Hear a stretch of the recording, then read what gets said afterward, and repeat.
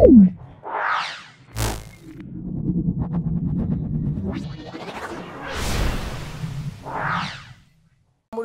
সেটা Arambagh girls high school এবং Bethune collegiate school. দেখো ফিজিক্যাল সায়েন্স এবং লাইফ সায়েন্সের পোর্শন আছে। খুব ভালো করে ভিডিওটা প্রথম থেকে শেষ পর্যন্ত দেখো। আশা করি আমার এই ভিডিও থেকে তোমরা উপকৃত হবে।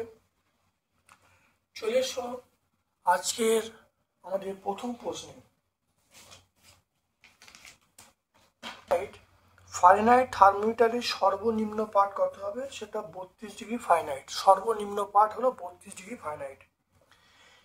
তারপরে দেখো N2 + 3H2 সমান NH3, এটা আমরা বলবো প্রত্যক্ষ সংযোগ বিক্রিয়া। 10 ডিগ্রি সেন্টিগ্রেড থেকে 20 সেন্টিগ্রেড বৃদ্ধি করতে তাপ কত লাগবে একটা বস্তুর? তাহলে তাপমাত্রা দেখো, বস্তুর তাপমাত্রা 10 ডিগ্রি থেকে 20 ডিগ্রি করা হলো, তাহলে তাপ কত লাগবে? তাপ লাগবে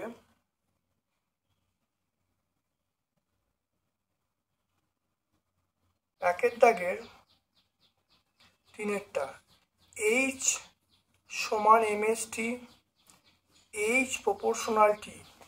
দেখো এখানে T এর মানটা কত হচ্ছে?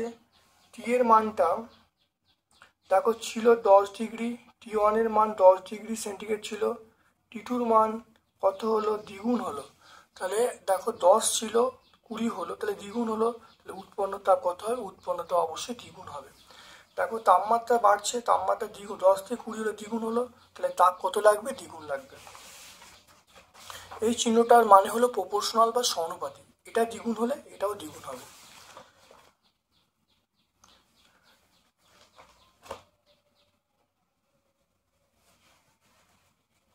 তারপর দেখো ম্যাঙ্গানিজ। ম্যাঙ্গানিজ ধাতুর চিহ্ন আমরা বলবো, ম্যাঙ্গানিজ ধাতুর চিহ্ন সেটা Mn বলবো। কঠিন অবস্থা থেকে তরলে পরিণত ঘটনাকে আমরা গলন বলবো। তাপ এক প্রকার আমরা শক্তি বলবো। ফেরিক যৌগে আয়রনের যোজ্যতা। ফেরিক যৌগে আয়রনের যোজ্যতা ফেরিকের জন্য 3 হবে, ফেরাসের জন্য 2, ফেরিকের জন্য 3। পরমাণু নিস্তড়িত কণার নাম নিস্তড়িত আমরা নিউট্রন বলবো। তারপর দেখো সেলসিয়াস স্কেল 2-এর দিকে চলে এসো। সেলসিয়াস স্কেল ফারেনহাইট স্কেলের মধ্যে সম্পর্ক লিখতে বলছে, দেখে নাও।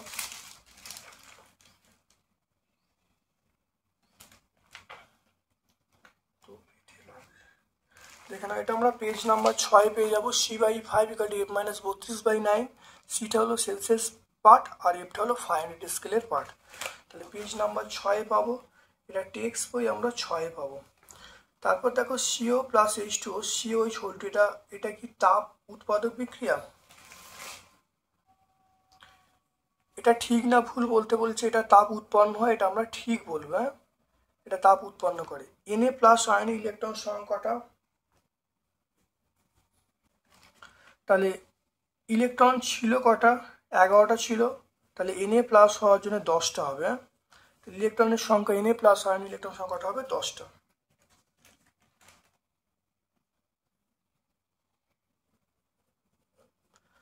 তারপর দেখো পারদ এবং সালফারের চিহ্ন লিখতে বলছে। পারদের চিহ্ন আমরা Hg বলবো, আর সালফার S। পারদ Hg, সালফার S। থার্মোমিটারের সাহায্যে কি মাপা হয়?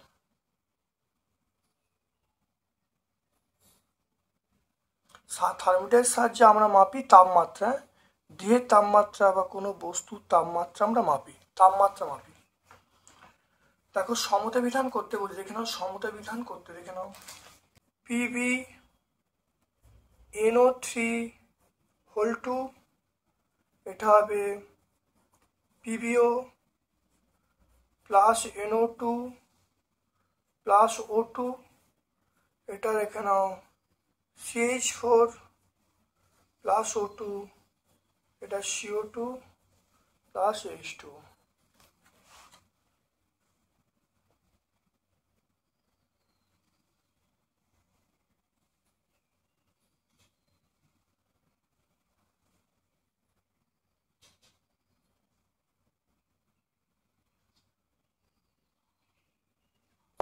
এখানটা দেখে নাও, এখানে দেখে নাও আমরা কি বলবো, 2 দিলাম এখানে। দেখো 2 লেট দুটো হলো, তাহলে এখানে অবশ্যই 2 দেবো। এবার দেখো নাইট্রোজেন, নাইট্রোজেন দেখো কটা হলো? নাইট্রোজেন দেখো দুটো, 4টে, নাইট্রোজেন এখানে কটা আছে, দুটো আছে, নাইট্রোজেন একটা আছে, তাহলে 4টে, 4 দিলাম। দেখো অক্সিজেন দেখো, তাহলে লেড মিলে গেল, নাইট্রোজেনটা মিলে গেল। তারপর দেখো অক্সিজেন, অক্সিজেন দেখো 6, 3 দুগুণে 6, 6 দুগুণে 12। অক্সিজেন দেখো দুটো, দুটো আর 8টা, 10টা, 10 দিয়ে 12, এটা মিলে গেল। তারপরে এটা দেখো, এখানে দেখো নাও অক্সিজেন কটা আছে, এখানে দেখো হাইড্রোজেন কটা আছে, হাইড্রোজেন 4টে আছে, তাহলে 4টে করা হলো। দেখো হাইড্রোজেন 4টে হলো, 2 4 হলো। অক্সিজেন দেখো দুটো আর দুটো 4টে, তাহলে অক্সিজেন এখানে 2 দেওয়া হলো, 4টেটাও মিলে গেল। তারপর দেখে নাও কুকুর গ্রীষ্মকালে কুকুর জিভ বার করে থাকে কেন? দেখে নাও গ্রীষ্মকালে কুকুরের দেহের অতিরিক্ত জলীয় পদার্থ তার জিভে উপস্থিত ঘর্মগ্রন্থি থেকে পরিবেশে নির্গত করে। এই অতিরিক্ত জল পরিবেশে বাষ্পীত হয় এবং তার জন্য প্রয়োজনীয় লিনতাপ কুকুর যে জিভ থেকে সংগ্রহ হয়, ফলে কুকুরের দেহের তাপমাত্রা কমতে থাকে। এটা আমরা পেজ নাম্বার, এটা ছায়া প্রকাশনী 17 পেজে পাবো। তারপর দেখো লিনতাপ কাকে বলে, দেখে নাও লিনতাপ কাকে বলে।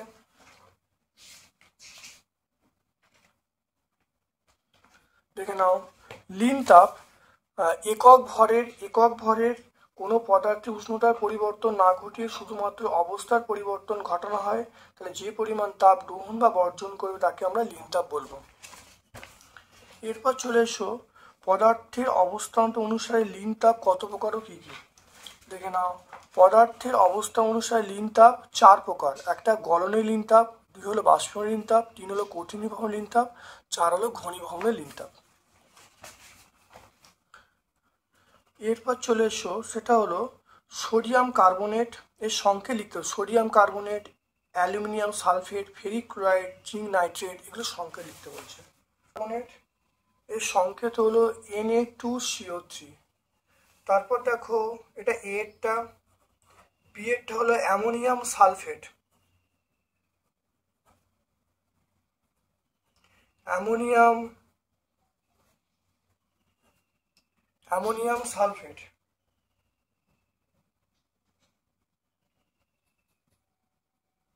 অ্যামোনিয়াম সালফেট এটা বলবো NH4 অ্যামোনিয়াম সালফেট। সি এরটা বলা আছে ফেরিক ক্লোরাইড,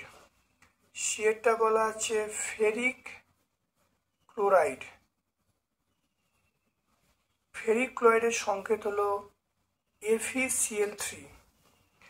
আর ডি এরটা বলা আছে জিঙ্ক নাইট্রেট,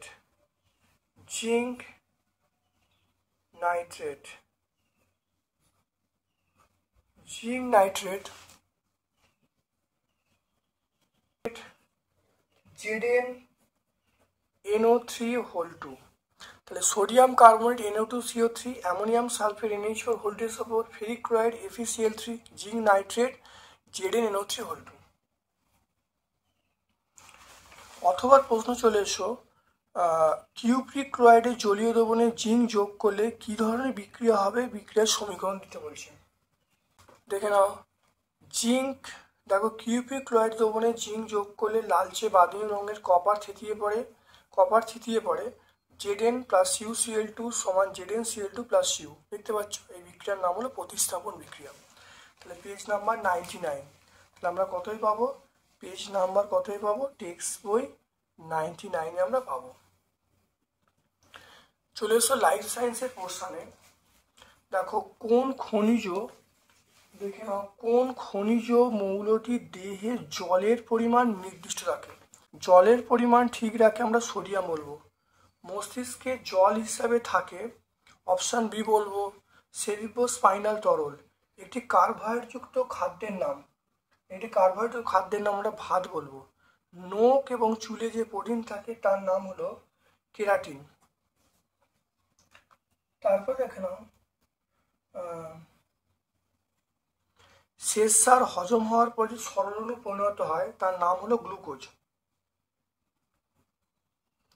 এটা গ্লুকোজ। লোহিত কণিকায় ড্যাশ নামক প্রোটিন থাকে, এটা হলো হিমোগ্লোবিন। লোহিত কণিকায় কি থাকে, হিমোগ্লোবিন থাকে। লোহিত কণিকায় হিমোগ্লোবিন থাকে। মেটানিয়া হলো ম্যারাসমাস, কোয়াসিকর, অ্যানিমিয়া। তাহলে এগুলো সব রোগের নাম। ম্যারাসমাস, কোয়াসিকর, অ্যানিমিয়া এগুলো অপুষ্টিজনিত রোগের নাম, কিন্তু মেটানিয়া হলো এটা একটা মানে রাসায়নিক পদার্থের নাম, তাহলে এটা আলাদা হবে। এক ব্যক্তি রাতে কম দেখতে পাচ্ছে, তাকে তুমি কোন জাতীয় খাবারের পরামর্শ দেবে?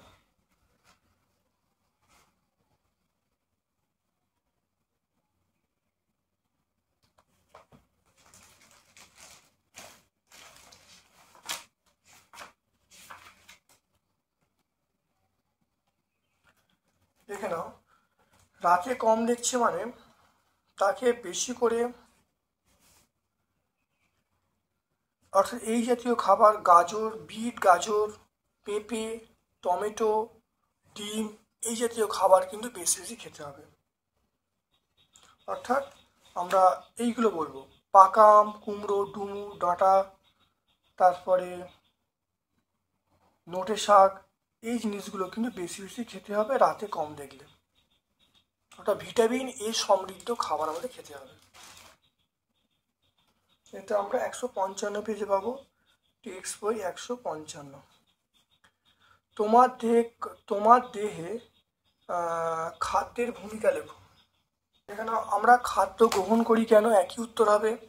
সারাদিন কাজ করার জন্য যে শক্তির প্রয়োজনীয়তা খাদ্য থেকে পাওয়া যায়। নাম্বার 2 হলো দেহ সুস্থ এবং জীবাণুমুক্ত করার জন্য খাদ্যের প্রয়োজন।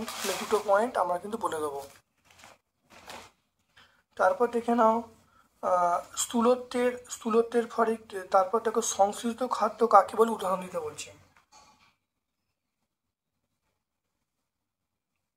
সংশ্লিষ্ট খাদ্য বলতে যে খাদ্য সম্পূর্ণ কৃত্রিম, তৈরি হওয়ার সময় রং বিভিন্ন গন্ধ মেশানো হয় তাকে সংশ্লিষ্ট খাদ্য বলে। যেমন আমরা মোমো বলবো, চাউমিন বলবো, আইসক্রিম, এগুলো সব হলো সংশ্লিষ্ট খাদ্যের মধ্যে পড়ছে। এটা আমরা পেজ নাম্বার 169 বলবো। স্থূলত্বের ফলে কি কি সমস্যা হতে পারে?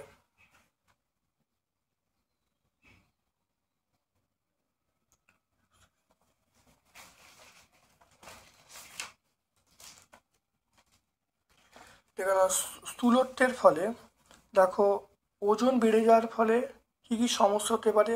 রক্তচাপ বাড়তে পারে, ডায়াবেটিস হতে পারে, হৃৎপিণ্ডে নানা রকম সমস্যা হতে পারে, অস্থিসন্ধিতে ব্যথা ও ক্যান্সার হতে পারে। তাহলে স্থূলত্বের ফলে 4টে পয়েন্ট আমরা মনে রাখবো, পেজ নাম্বার 167 পেজে পাবো। এটা টেক্সট বই আমরা কত পাবো, 167 পাবো। তাহলে 6 নম্বর স্কুলটা পুঙ্খানুপুঙ্খ ব্যাখ্যা করলাম। কেমন লাগলো ভিডিওটা কমেন্ট সেকশানে কমেন্ট করবে, যদি ভালো লাগে লাইক করবে। যারা চ্যানেলটাকে এখনও সাবস্ক্রাইব করোনি চ্যানেলটাকে সাবস্ক্রাইব করে দেবে, বেল বাটনে ক্লিক করে দেবে। আমার পক্ষ থেকে সকলকে ধন্যবাদ এবং শুভ কামনা জানাচ্ছি।